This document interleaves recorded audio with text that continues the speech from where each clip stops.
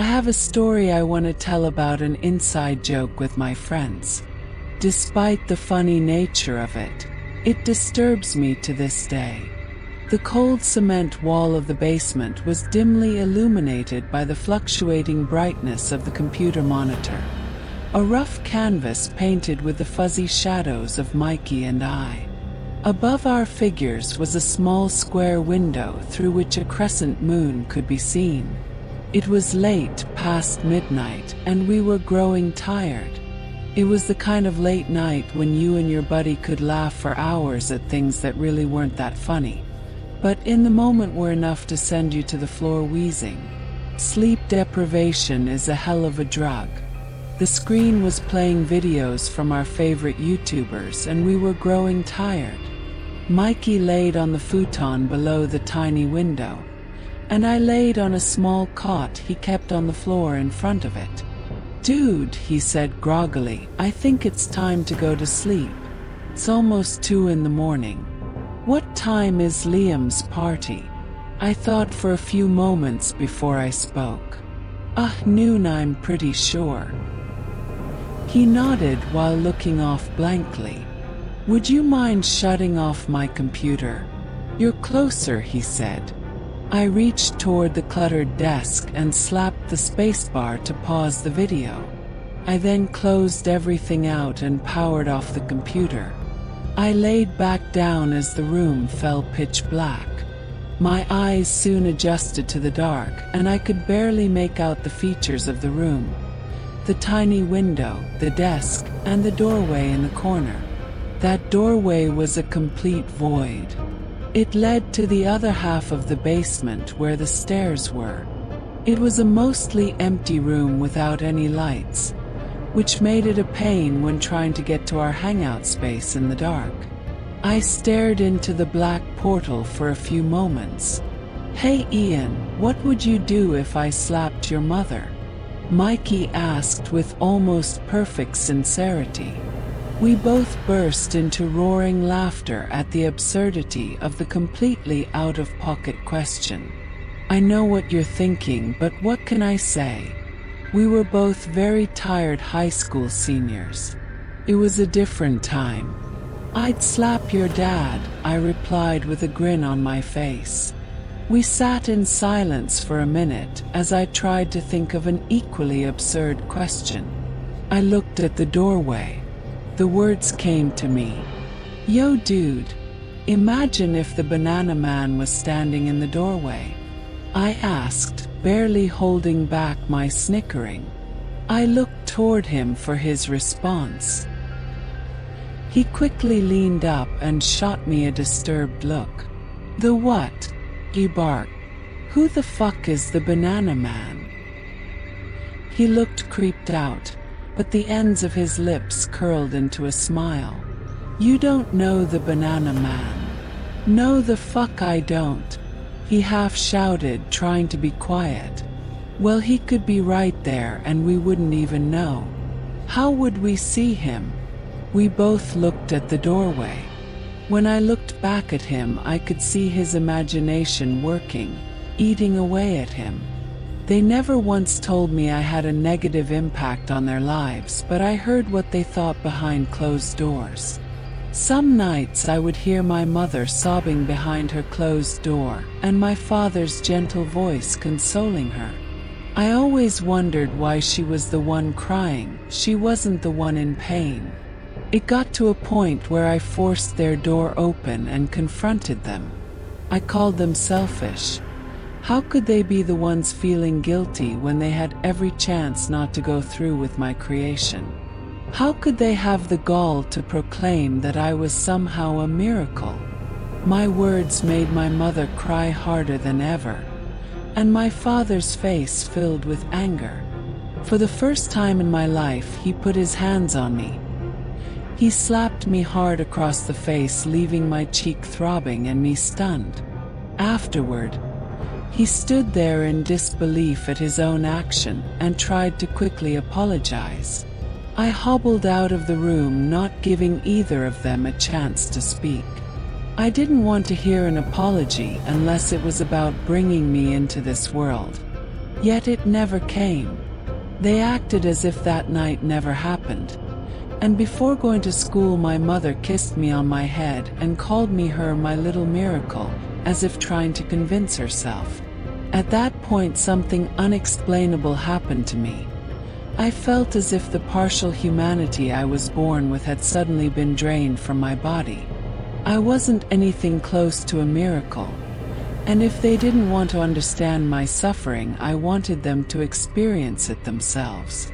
A few nights later, I had slipped enough of my lorazepam into their drinks to keep them passed out through the night. I took this time to bind them to the bed using the rope we had in the garage, and I grabbed a large steak knife from the kitchen. When I stood over them, I stopped for a moment. I looked over their graying hair and resting faces. I almost turned around and went to bed, but in my head, I heard the same phrase repeat itself on a loop. My little miracle. I thrust the knife over and over into their sleeping bodies with a hollow apathy. I felt little resistance as I went, and I was only spurred on when my father slowly opened his eyes in response to my mother's gurgles. He tried to raise his hand but was caught by the rope. When our eyes met, all he could mutter was a half-hearted, "I'm so sorry." By the time I had finished, my hands and face were stained red.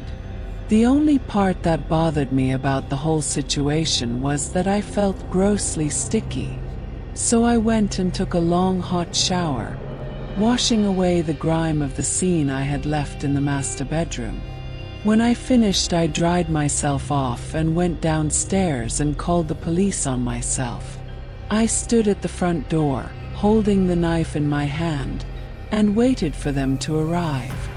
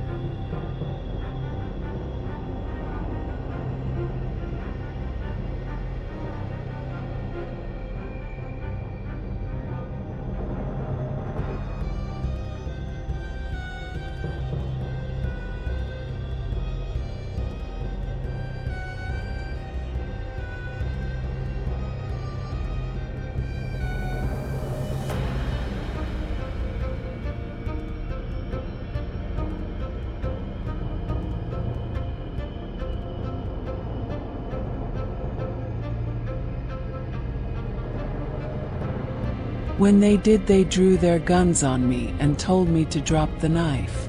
Instead, I sprinted as fast as I could toward them. But from their perspective, they must have seen a girl lazily limping toward them. I wanted them to shoot me, and for the first time in my life, I prayed to God. I prayed that He would give me a quick release. Instead, I ended up shaking uncontrollably on the ground with taser barbs stuck in my chest. Eventually, the shaking evolved into a full-body spasm, and an uncontrollable seizure overtook me. While my vision blurred and darkened, I wondered to myself, am I still a little miracle?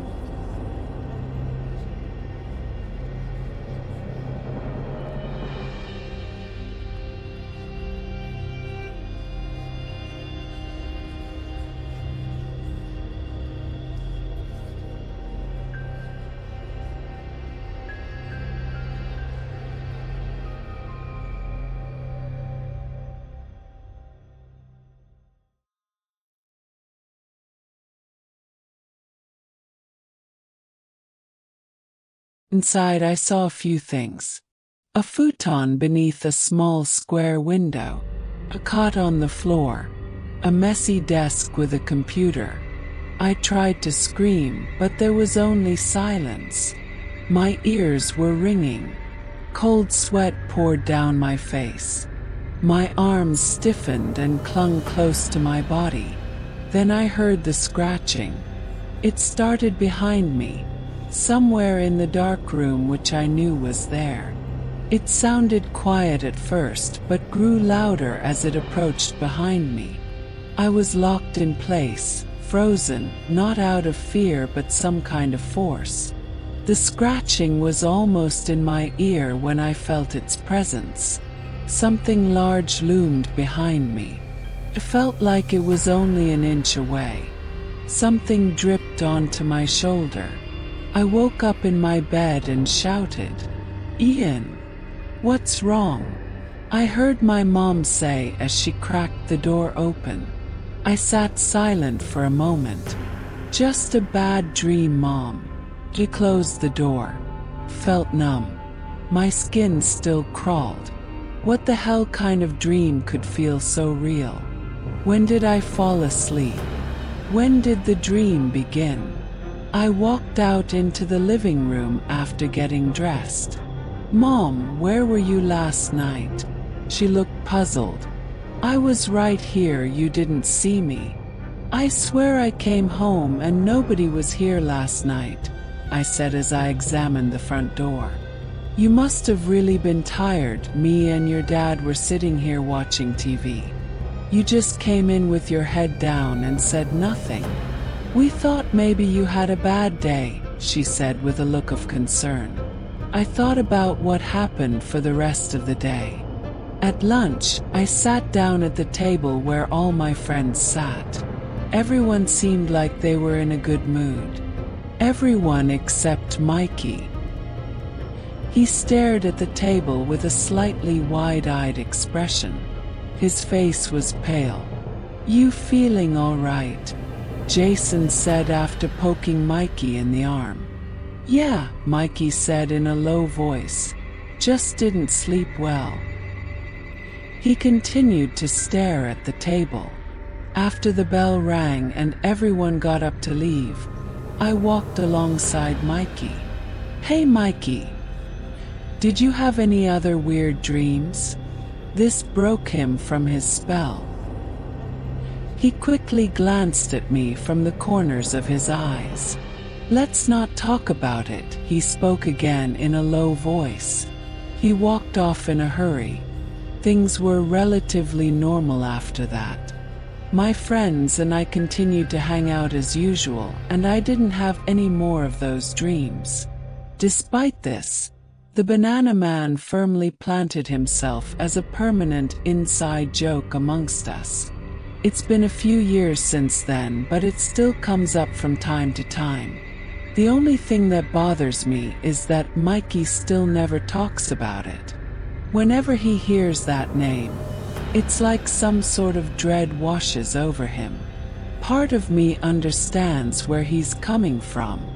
As ridiculous as it sounds, I still wonder sometimes if what we had experienced was just some shared paranoia or something more. Now that I'm thinking about it, I wonder if he's had any more of those dreams since then. I haven't slept over his place since then. But even when we hang out, we never go down in the basement. I'll have to ask him again soon. I'll make an update if I do.